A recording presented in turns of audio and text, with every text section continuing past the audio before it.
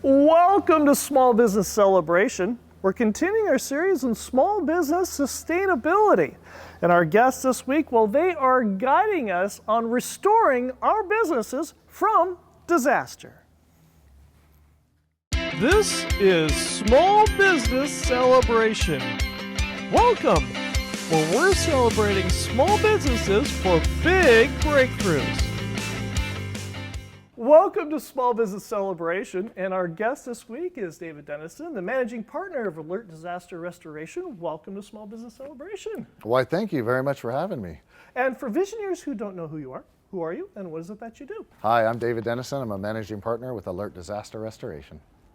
Now, the reason we're here is we've been getting a lot of requests about how do you go through if there is a disaster for my business? And we've had a lot of discussions about a variety of different things that leads up to this topic. And we've got an expert here with us this week. And this is a real treat because, well, first of all, how long have you been involved with this business? So I've been involved with Alert Disaster for 12 years now. Right. Prior to, I did work in Oklahoma. Okay. Same type of industry and learned the basic fundamentals there. And now here in Bakersfield, helping people restore themselves. Were you born and raised here? Born and raised, Stockdale High School. Stockdale I'm High. a local boy. Now, one of the things I really like about this business is it's not a franchise. I go through my Instagram and Facebook feeds, and I get lots and lots of ads all the time from all kinds of different franchises for disaster restoration. You guys are not. We are not. We take great pride in not being one, actually. There's probably 22 different restoration companies here in town. Wow. And 90% of them are franchises. So being local and born and bred here in Bakersfield, very important to me and my family. And so we're happy to be one of the few. I did a quick walk through before this interview. You have 3 buildings here. We do. This place is huge. I mean, because this you've been in business for how many years now? Been in business for 16 years total. 16 years total. And you've moved into this new location 6 months ago. And what prompted the move? You know, we were expanded. We were actually at 3 locations. Right. We called it our campus. And Right. so we had 3 separate locations within a 1-mile block of themselves. Right. And we thought it was time to come together. So as we grew, opportunities opened up additional buildings, and now we're all together. And you know, it's been a game changer. Really? Culturally, it's been wonderful to see people come together and just wave in passing or say hello in the morning when they're having coffee. It's nice to have the team back together. It's, you know, we consider ourselves a family. Right. And it's a family business. You know, I work with my mother and my sisters, and that's wonderful. But every team member we have here, I mean, it's family. The majority of your business comes from recovering from disasters. And give us a brief overview. What are some of the things that you guys do for business owners? Big thing with when businesses have a flood or a fire, the Right. biggest thing is to come up with an action plan immediately. And so what we're looking at from a business owner perspective is how do you get back in business quickly? So you're dealing with a multitude of factors. You're dealing with a fire department that doesn't want to give occupancy because of alarm systems, a building department that wants to shut it down for health and safety reasons. Right. So our goal is to come in and put all the pieces together to expedite getting you back in business. And one of the important aspects that you have with this business is you work with the insurance companies very closely on this. Most of your business does come or through the insurance companies, does it not? It doesn't actually. So at one point we did get a lot of business through insurance companies. Now we find ourselves working more directly with owners. But insurance companies fund these projects. So the marrying of our services, the insurance and the alert disaster services is very important. What I mean by that is we have to all work together. And I think that's the key when we experience or someone experiences a disaster and they need our help. Right. We help put the pieces together to move things forward. Just a negotiation that'll take place with an insurance company. You know, they offer X amount, but they forgot to put the flooring in the estimate. Right. I imagine the people want flooring again. So Sure, you know, right. it's little things like that people don't think about. Right. They're overwhelmed. They're Right. going through the toughest time in their life. Right. And they actually say statistically, going through a flood or a fire Right. is right beneath losing a family member. Really?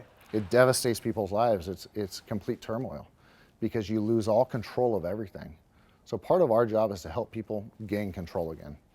And part of that journey takes us from when the incident first happens or when somebody breaks the plate glass window in your business and it needs to get boarded up and you're moving in, moving forward. So you're first going through that particular part of the process, which is the biggest shock to the whole system. Then the insurance gets involved, and then you're going through and getting all of this put back together again. What is some of that process like for those of us that don't know?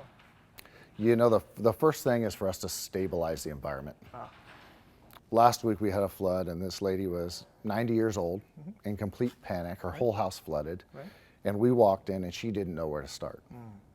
And our project manager said, okay, well, let's get the water off the ground.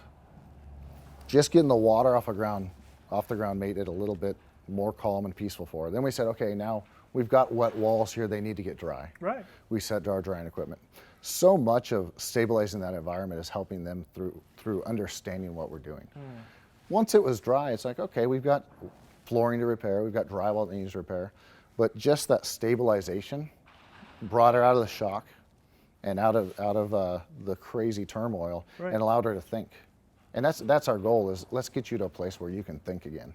So if it's a board up that needs to happen because they broke into a building, we're there, let's board it up, and let's not let you worry about this evening more homeless people breaking into the building, or whoever that happened from.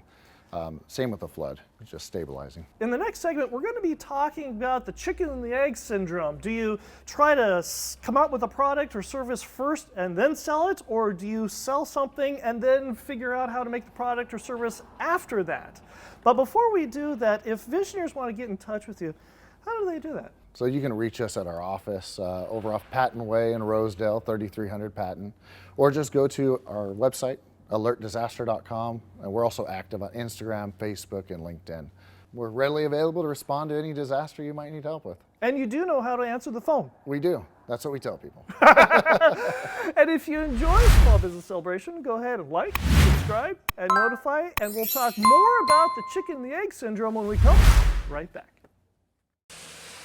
The winter season is rapidly approaching. But are the tires on your car or truck ready for wet weather? Bakersfield's best tire store, Cleroux Tire, has been serving families like yours for 80 years and installs and services the tires your family depends on when the wet weather comes.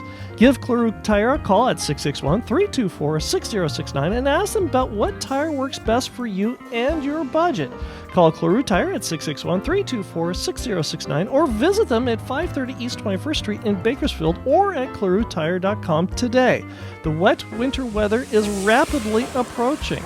Call Cleroux Tire at 661-324-6069 today. I'm here with David Denison, the managing partner of Alert Disaster Restoration, and our visitor question comes from Manish, who asks, we're rolling out a new service, but we have limited funds to start it. Which have you started with, marketing or sales, and why? And why? It's a tough question. You know, I think about our beginning years. There was 3 of us. So when I came back from Tulsa, Oklahoma, and partnered with Deborah Watkins, my mother, like I said, it's a family-owned business. There was 3 of us. And marketing or sales, I look at us. We were the only ones. And you know, every business owner, I think, is a salesperson. And that's promoting your product and believing in your product that is better than anyone else. And so I would, to answer your question, marketing or sales, I think it's almost a marrying of the two, but it comes down to the individual believing in their product. When you were in those early stages with the business, did you go and you ask the customers, your customers, what it was that they needed first, or ask your prospects what they needed first and then built the services around that? Or did you sit there and go, you know, this would be a really great service to have. Now I want to go ahead and promote it? So let me tell you, I'm going to scoop back here. So I graduated from college around 2007. 2007, I had an opportunity to go follow my dream, international business.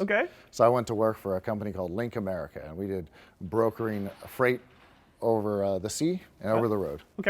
Great job. First job out of college. I was going to live my dream. They stuck me in a cubicle, and I could not stand it. Couldn't stand it. The economy had just tanked, and I basically said, hey, you got to move me to another division, something I'm going to enjoy more. And I love people. And so they said, I'm sorry, we just laid off 100 people. And I said, well, you can't move me then. They said, no, we can't. And so I went in, I said, well, here's my resignation. I gave my resignation. I said, I'll see you later. I'm not going to hate my life. and I went on a journey, went searching. For me, it was searching the need first. So I researched many industries, and I found a need that was always going to be there. Right. Disasters happen. Sure. And so I found a company, a large firm in Oklahoma, Right. that I could learn disasters. Sure. And so for me, it was finding the need first. I think in business, you can create needs, Right. or many needs are just there. Right. And people need help with them. I guess Elon Musk, he created a need. Sure. He said, hey, we're missing this in America and the world. Let's create the electric vehicle and make it mainstream. Right. But for me, it was simple. Floods happen, fires happen, people need help. And we're a Christian organization, so it falls in line with what we value and what we believe, and that's being a help in people's lives. So when people are going through horrible times, we step in, and naturally we're good at what we do. What was the very first thing you sold?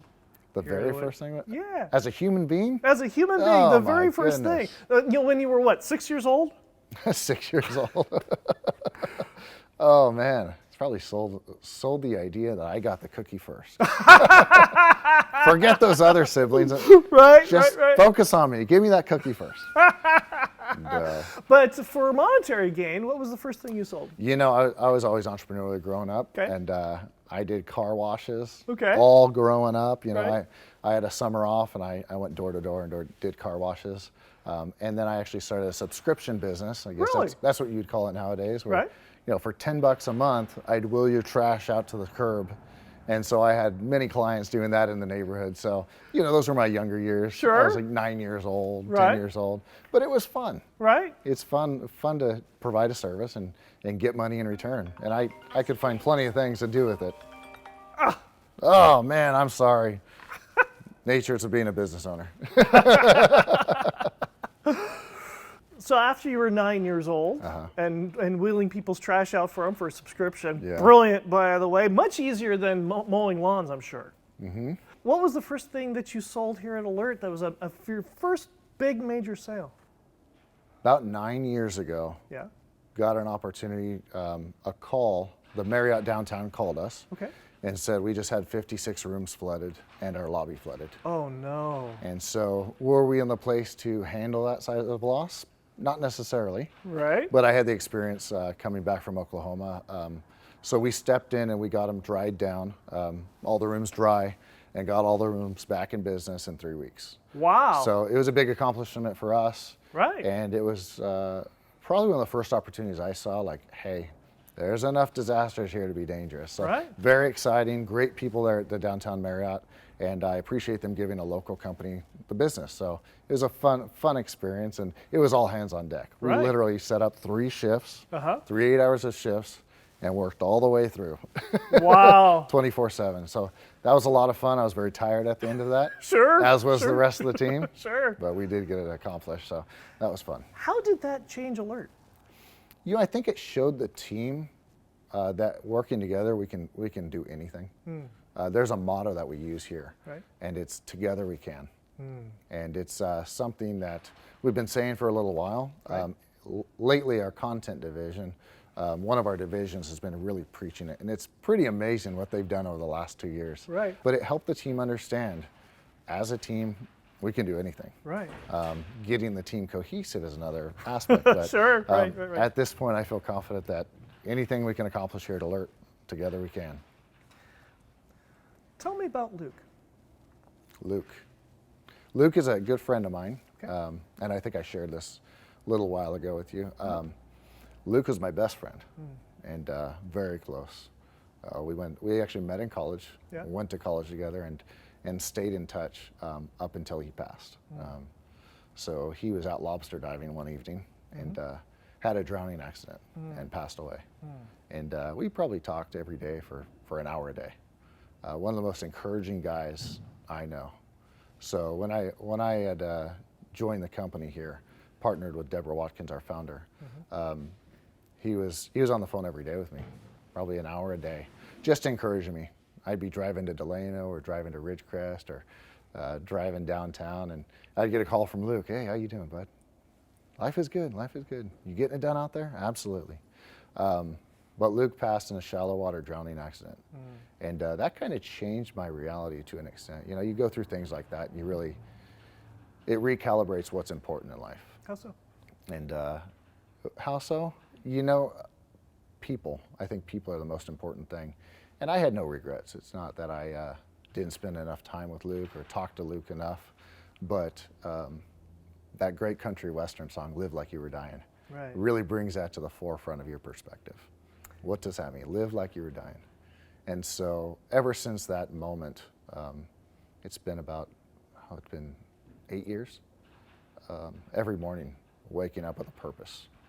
And you know, for all of us, our purpose is different, but I think to every morning wake up and be very intentional with our purposes is a big thing.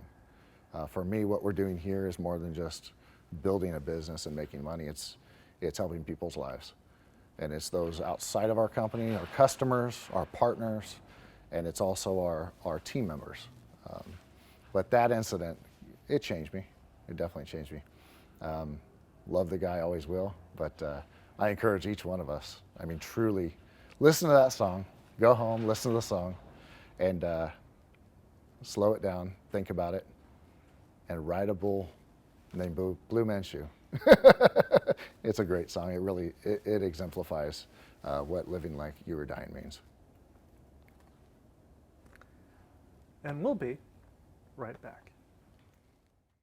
The reason we're talking with David Denison here at Alert Disaster Restoration is because of the financial support that comes from visionaries just like you through our Patreon page. Simply go to patreon.com/small business celebration and get bonus content, bonus information, and hopefully learn something that you can use to grow a strong and profitable business even further than the regular episodes here on YouTube. Simply go to patreon.com/small business celebration and help us feature small businesses making big breakthroughs. I'm here with David Denison, the managing partner of Alert Disaster Restoration, and our visionary question comes from Steve, who asks, what are you doing to lessen the sticker shock to your existing clients over your costs going up due to inflation? Due to inflation, that's been a big problem. Right? The last couple of years has been a huge problem. So we are in an insurance funded industry, so they're very cognizant and aware of that, which is good. But communicate. All along the way, we're pausing and stopping and communicating. So in the height of COVID, we were dealing with lumber prices that, you know, it was $6 for a piece of 2x6, and then it jumped to $12, and then it jumped to $16. Right. And it could happen day-to-day difference. Right. So every step of the way we were pausing, communicating that, and getting additional funds to make up for that, which was a blessing. We were able to do that. I heard many builders through that time that said, we're not going to write contracts anymore that go longer than 15 days. But you know, we all understand what we experienced, we all learned from, I think. Right. And now it's such a fluid, mobile environment. We're all moving much quicker if you survive through it. So we're thankful still to be here. Speaking of wood, just out of curiosity, how many sheets of plywood do you guys, or particle board or CDX, do you guys go through every year? Oh, let me think about that. About 5,200 sheets of plywood a year. 5,200 sheets. 5,200 sheets. Yeah. And roughly, how much is a sheet of plywood going for you know, at the time of this recording, roughly? $45 a sheet. 45. Now I'm not good at math. $45 a sheet times 5,200 sheets. Mm-hmm. Wow. Yeah. And how many miles or gallons does your fleet go through every year? Fuel? Yeah. Don't remind me. It's why we're thinking about switching over to some solar vehicles right now. Sure. Absolutely. No, we've got, in the fleet, we've got 22 vehicles. Right. And they gas up every 3 days. Right. So whatever that computes to, I don't know specifics on that, but wow. Our vehicles are anywhere from a small truck to giant box trucks, trailers, GMC 2500s. So it's all across the board. Tens of thousands of dollars. Lots and lots and lots. So The expense side of things, I don't like that. You like selling things. I like selling things. Exactly. I'm that guy. I'm your typical entrepreneur. I'll sell you something. We like the asset column, not the liability column. Thank you very much. It's so true. You know, and when you're not here, what do you like to do for fun? You know, I travel. Okay. I travel often. Last year I went to Canada. Okay. Which, if anyone's ever been to Quebec City, Right. You know how wonderful that is. Sure. And I highly recommend it if you've not been. And then I like to fish. Right. So I do like to fish. So I've been a couple times out to Alaska. Okay. Which is, if you ever go on a great fishing trip, I recommend Alaska. Right. The only problem is you'll never want to go fishing in the river again. Right. Because you actually catch fish. The problem I always have is I go fishing. Right. And I don't catch. I usually fish. Right. So once I discovered that little gem, that's where I try to go. So the point of going fishing is to catch the fish. That's what I'm told. And you know, I was disappointed for about 28 years of my life. Finally figured it out. And all this time, I thought fishing was an excuse to go out someplace where your cell phone doesn't work. Oh yeah, that's a wonderful thing too. It's a wonderful thing. When you've traveled or when you've fished, what have you learned from doing those things that you apply to the business? You know, I think a lot of it's perspective. Okay. And I think the more you see in life, the more you realize that where we're at is just a culmination of people. Right. You know, the scenes are different all around the world, different cities, different countries, but it all boils down to the people. And so as I get older and I see more and more of life, I realize it's just about the people. And that's been the benefit I've received from traveling. What are you reading right now? Right now at this moment, Yeah. I'm actually reading a book called The Alchemist. Really? And it's a wonderful book. It's been around for many years. But one I just finished, and I highly recommend it. I just got back from a conference in San Diego for our industry, and I recommend it to several business owners.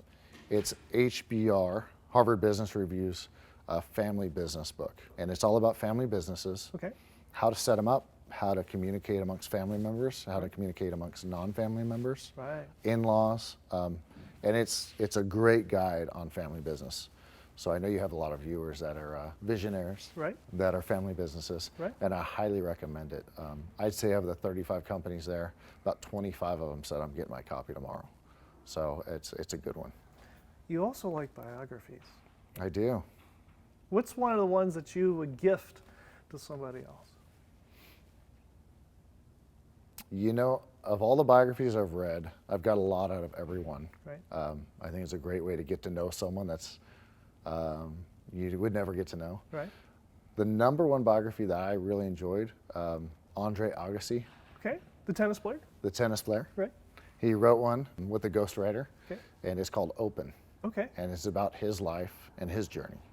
And it was an amazing biography and gives you perspective. It doesn't really matter what you're doing. Perseverance, sticking to your core values, all of those basic fundamentals Right. that I think we've gotten lost. We've lost a lot of that in our society. You know, people are so focused on Instagram and Facebook and, you know, being out in front of people and Right. having lots of friends. And I think that book is an exemplary of fundamentals and values and how important those are. But I highly recommend it. It's a pleasurable read, and it's actually the same author that the ghostwriter, same gentleman who wrote Open for Andre Agassi, actually just wrote Spare for Prince Harry. Wow. So it's a great, well-written book. What makes you wake up every morning and open the business? You know, every morning, and that's changed through the years. I would say the last 5 years, every morning is an opportunity to impact people's lives. How so? So I think as a young man or as a young person, we're so driven to help our own lives. I think as we get older, we realize the importance of helping other people's lives and also building the confidence to do so. Right. And at this point in my life, that's really my focus. I feel blessed to be in a company that has over 30 people that I can add to their lives. And in a leadership position that I'm in, I get to do that every day. So to answer your question, reminding myself every morning that I have a responsibility to not myself, but to our entire team, to our clients. And I have the ability to impact those around me in such a positive way. I think so often we focus as a society on the negative stuff. And it's funny, as I get older and older, I might read a headline in the news, but I don't open the articles anymore. Right. I'm knowledgeable of what's going on, but I don't need to know all the negative details. And so I really find myself pushing towards a positivity. And here in this business, that's what I get to do with clients. They go through an extremely rough time in their business, having a flood or fire, or in their home, and I get to point them towards the future. I think so often we end up in these times in life that are really tough, and we just need someone to basically say, hey, there's a bright future there. There's a hope there, and let's focus on that hope. Let's not focus and dwell on the now, because we know if we keep walking on the journey, life's going to be better than it was yesterday.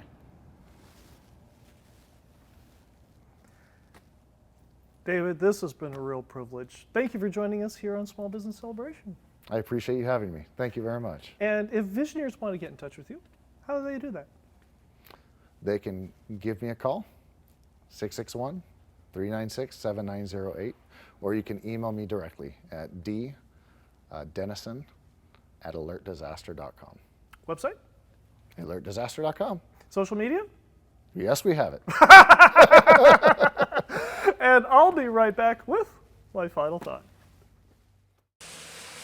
The winter season is rapidly approaching, but are the tires on your car or truck ready for wet weather?